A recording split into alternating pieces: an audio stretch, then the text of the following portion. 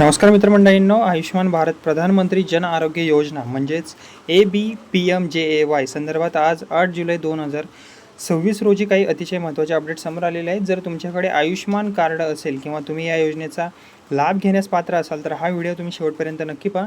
आता आज आपण जाणून घेणार आहोत या व्हिडिओमध्ये की नवीन हॉस्पिटलची भर, उपचारांची नवीन आकडेवारी आणि आयुष्यमान कार्ड वितरण आणि लाभार्थ्यांसाठी महत्त्वाच्या सूचना. ओके, आता जी पहिली अपडेट आलेली आहे ती म्हणजेच की आयुष्यमान भारत योजनेअंतर्गत देशभरात आता अधिक रुग्णालयांचा समावेश करण्यात आलेला आहे. सध्या 36,000हून अधिक सरकारी आणि खाजगी रुग्णालय या योजनेशी संलग्न झालेली आहेत. ओके, आणि यामध्ये जवळजवळ 19,000पेक्षा अधिक सरकारी रुग्णालय आणि 16,000पेक्षा अधिक खाजगी रुग्णालयांचा समावेश झालेला आहे. आणि यामुळे लाभार्थ्यांना पूर्वीपेक्षा अधिक ठिकाणी कॅशलेस उपचाराची सुविधासुद्धा उपलब्ध होत आहे. ओके, आता जी दुसरी अपडेट आहे त्याबद्दल सांगायचं झालं तर सरकारने योजनेअंतर्गत झालेल्या उपचारांची नवीन आकडेवारी देखील जाहीर केलेली आहे. आणि आत्तापर्यंत 12 कोटींहून अधिक हॉस्पिटलायझेशन या योजनेअंतर्गत नोंदवण्यात आलेले आहे. तर उपचारांवर 1,80,000 कोटी रुपयांपेक्षा जास्त खर्च झाल्याची जी माहिती आहे ती समोर आलेली आहे. आणि यावरून देशभरातील लाखो कुटुंबांना मोफत उपचाराचा मोठा जो लाभ आहे तो सुद्धा मिळत असल्याचे स्पष्ट झालेले आहे. ओके, आता जी तिसरी अपडेट आहे ती म्हणजे की आयुष्यमान कार्ड वितरणातही मोठी वाढ झालेली आहे. देशभरात 44 कोटींपेक्षा अधिक आयुष्यमान कार्डे जारी करण्यात आलेली आहेत. आणि नवीन पात्र लाभार्थ्यांची नोंदणी आणि कार्ड वितरणाची प्रक्रिया अद्यापही अजून सुरू आहे.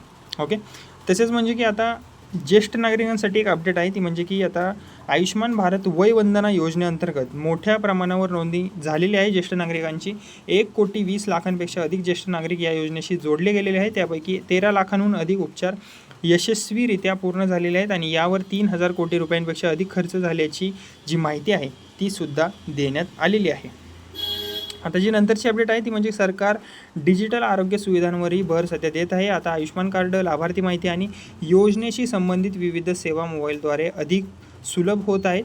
आणि यामुळे लाभार्थ्यांना माहिती मिळवणे आणि रुग्णालय शोधणे पूर्वीपेक्षा आता अधिक सोपे झालेले आहे. ओके, आता तशीच नंतरची जी अपडेट आहे 6वी ती म्हणजे की देशातील आणखी काही भागांमध्ये योजनेचा जो विस्तार आहे तो करण्यात आलेला आहे. अधिकाधिक नागरिकांना मोफत उपचार सुविधा उपलब्ध करून देण्यासाठी सरकार आता सातत्याने नवीन रुग्णालयांचा समावेशसुद्धा करत आहे.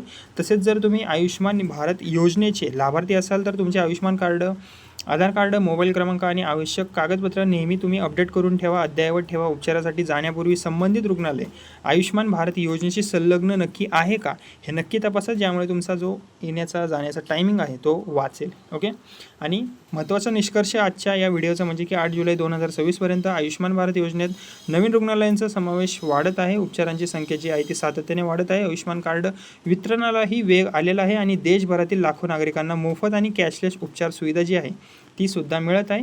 आणि जर तुमच्या कुटुंबातील कोणाकडे अजूनही आयुष्यमान कार्ड नसेल तर तुम्ही पात्र असाल, शक्य तितक्या लवकर तुम्ही नोंदणी प्रक्रिया तुमची पूर्ण करा. यामुळे गरजेच्या वेळी मोठ्या वैद्यकीय खर्चापासून तुमचे कुटुंब जे आहे ते सुरक्षित राहू शकते. जर हा व्हिडिओ तुम्हाला उपयुक्त वाटला असेल तर व्हिडिओला लाईक करा, तुमच्या मित्र नातेवाईकांपर्यंत हा व्हिडिओ नक्की शेअर करा. आणि आयुष्यमान भारत योजना, प्रधानमंत्री आवास योजना, लाडकी बहीण योजना, शेतकरी योजना आणि महाराष्ट्र शासनाचे सर्व ताजे अपडेटसाठी आपल्या बडी चॅनलला सबस्क्राईब करायला विसरू नका. धन्यवाद.